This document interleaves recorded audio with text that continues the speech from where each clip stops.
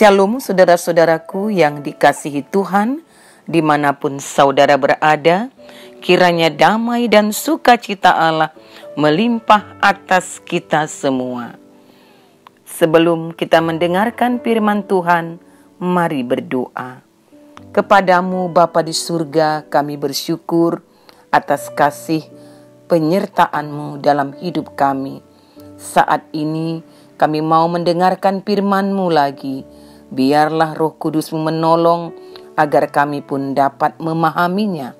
Demi nama Yesus, amin.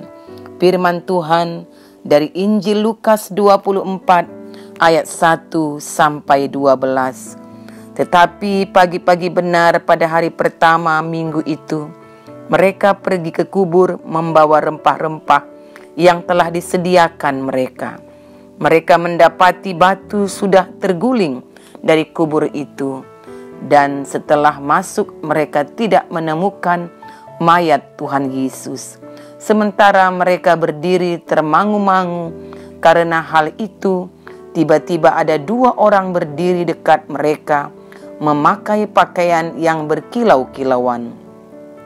Mereka sangat ketakutan dan menundukkan kepala. Tetapi kedua orang itu berkata kepada mereka, "Mengapa kamu mencari Dia yang hidup di antara orang mati? Ia tidak ada di sini. Ia telah bangkit. Ingatlah apa yang dikatakannya kepada kamu ketika Ia masih di Galilea, yaitu bahwa Anak Manusia harus diserahkan ke tangan orang-orang berdosa dan disalibkan, dan akan bangkit pada hari yang ketiga." Maka teringatlah mereka akan perkataan Yesus itu. Dan setelah mereka kembali dari kubur, mereka menceritakan semuanya itu kepada ke-11 murid dan kepada semua saudara yang lain.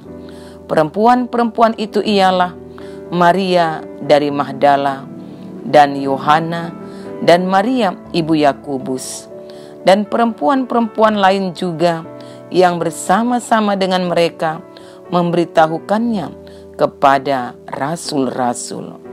Tetapi bagi mereka, perkataan-perkataan itu seakan-akan omong kosong, dan mereka tidak percaya kepada perempuan-perempuan itu. Sungguh pun demikian, Petrus bangun lalu cepat-cepat pergi ke kubur itu. Ketika ia menjenguk ke dalam, ia melihat hanya kain kapan saja. Lalu ia pergi dan ia bertanya dalam hatinya apa yang kiranya telah terjadi. Tema kita, Yesus sudah bangkit. Saudara-saudaraku yang dikasihi Tuhan, siapapun manusia dan sehebat apapun kehidupannya, semua pasti berakhir pada kematian. Namun berbeda dengan Yesus, karyanya tidak pernah berakhir dengan kematian, melainkan bangkit pada hari yang ketiga. Saudara-saudaraku yang dikasihi oleh Tuhan kita Yesus, di tengah-tengah kehidupan masyarakat Israel, masyarakat Yahudi, di mana Yesus hidup, yang adalah masyarakat yang dikuasai oleh laki-laki. Semua jabatan penting, termasuk jabatan keagamaan, semua ada di tangan laki-laki. Wanita dianggap lebih rendah. Wanita tidak pernah masuk hitungan.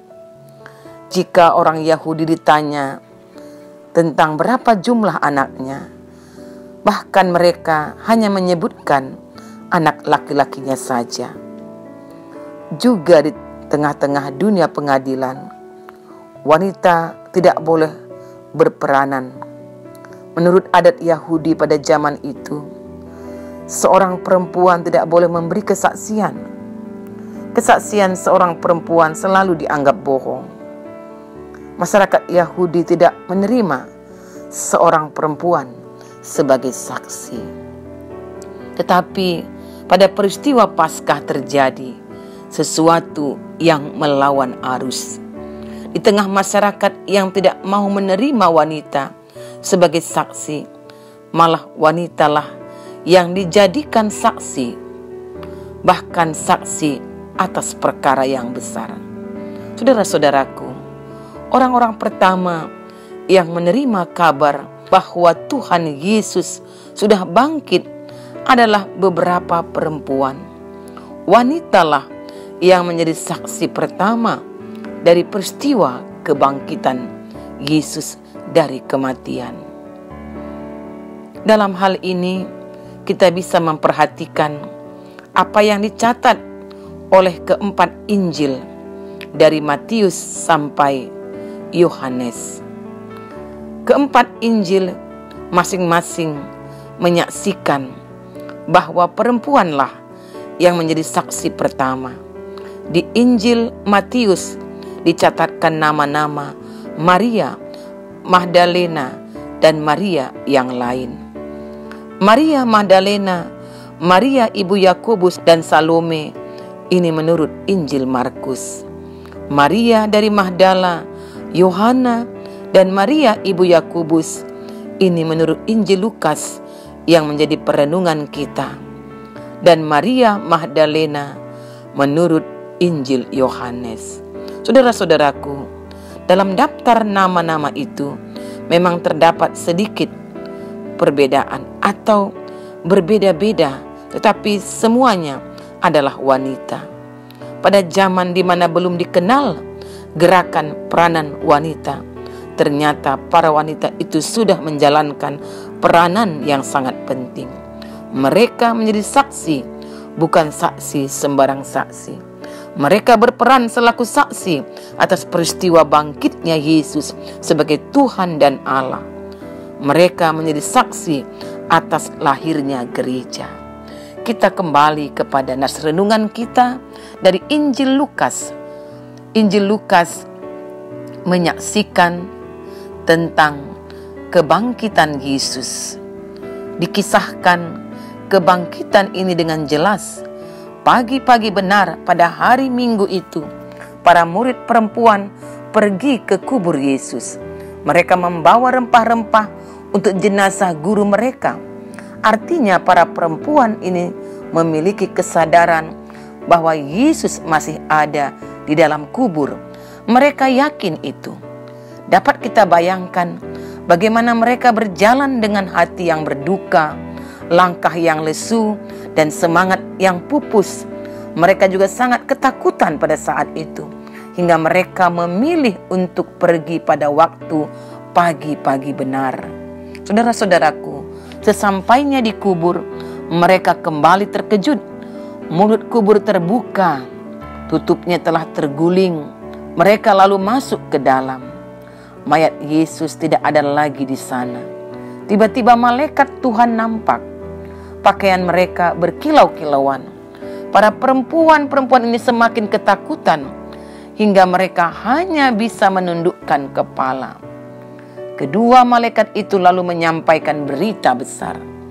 Yang pertama yang disampaikan oleh malaikat itu, "Mengapa kamu mencari Dia yang hidup di antara orang mati? Ia tidak ada di sini, Ia telah bangkit." Malaikat itu menegaskan bahwa para perempuan ini mencari Yesus di tempat yang salah. Kuburan bukanlah tempat Yesus. Ia hanya sekejap saja di sana. Ia telah bangkit dan hidup kembali. Yang kedua, malaikat itu mengingatkan para perempuan terkait apa yang dikatakan Yesus, di mana perkataan Tuhan Yesus sebelumnya, Anak Manusia harus diserahkan ke tangan orang-orang berdosa dan disalibkan dan akan bangkit pada hari yang ketiga. Inilah yang dikatakan di ayat yang ke-7 dari nas renungan kita. Para murid nampak melupakan perkataan itu, atau mereka memang sama sekali tidak pernah mengerti. Akan tetapi para malaikat menegaskan bahwa setiap perkataan Yesus adalah kebenaran. Semua itu layak dipercaya, dipegang dan diimani. Saudara-saudaraku, setelah para perempuan itu mendengar berita itu, mereka pun tersadar. Mereka mulai mengerti mengapa Yesus tidak ada di kubur. Ia telah bangkit. Hati mereka pun berubah. Penginjil Matius bahkan mencatatkan dalam Matius 28 ayat 8 dikatakan, mereka segera pergi dari kubur itu dengan takut dan dengan sukacita yang besar dan berlari cepat-cepat untuk memberitakannya kepada murid-murid Yesus. Semula mereka ke kubur dengan hati lesu, namun mereka pulang dengan sukacita besar. Semula mereka pergi dengan langkah lemah, namun pulang dengan berlari cepat-cepat. Mereka pergi dengan putus asa, pulang dengan harapan baru. Jadi saudara-saudaraku, kebangkitan Yesus telah mengubah kedukaan menjadi kemenangan. Ada kehidupan baru yang hadir dalam diri murid-murid. Saudara-saudaraku, sebagai murid Kristus, kebangkitan Kristus harus menghadirkan pembaharuan baik bagi diri kita sendiri maupun bagi dunia di sekitar kita. Dunia ini memang masih terus penuh suasana kematian. Pemberitaan yang bohong, yang tidak benar, bahkan merajalela membungkam kebenaran. Kekerasan dan diskriminasi mengubur ketidakadilan. Persaingan kotor membunuh akal sehat. Demikian juga egoisme dan individualisme perlahan membekukan dan mematikan kasih serta kebaikan dalam hati manusia. Saudara-saudaraku, tema kita, Yesus sudah bangkit. Dari tema ini membawa kita kepada sebuah pemahaman. Yesus harus bangkit dari kematian. Itulah sebabnya kita pun harus bangkit dalam semangat kebangkitan Kristus. Kita harus bangkit untuk menegakkan kembali firman Allah. Kita harus bangkit untuk menegakkan kasih sebagai dasar hidup yang paling utama. Kita harus bangkit untuk menumbuhkan pengharapan dan sukacita atas orang-orang yang putus asa. Kita harus memperjuangkan keselamatan sesama kita, sehingga hidup mereka tidak lagi dikuasai oleh dosa dan kesia-siaan.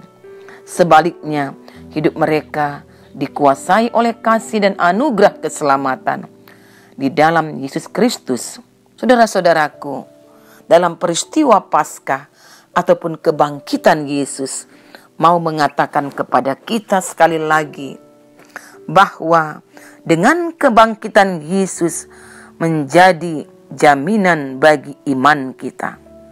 Kebangkitan Yesus membuktikan ia sudah mengalahkan maut.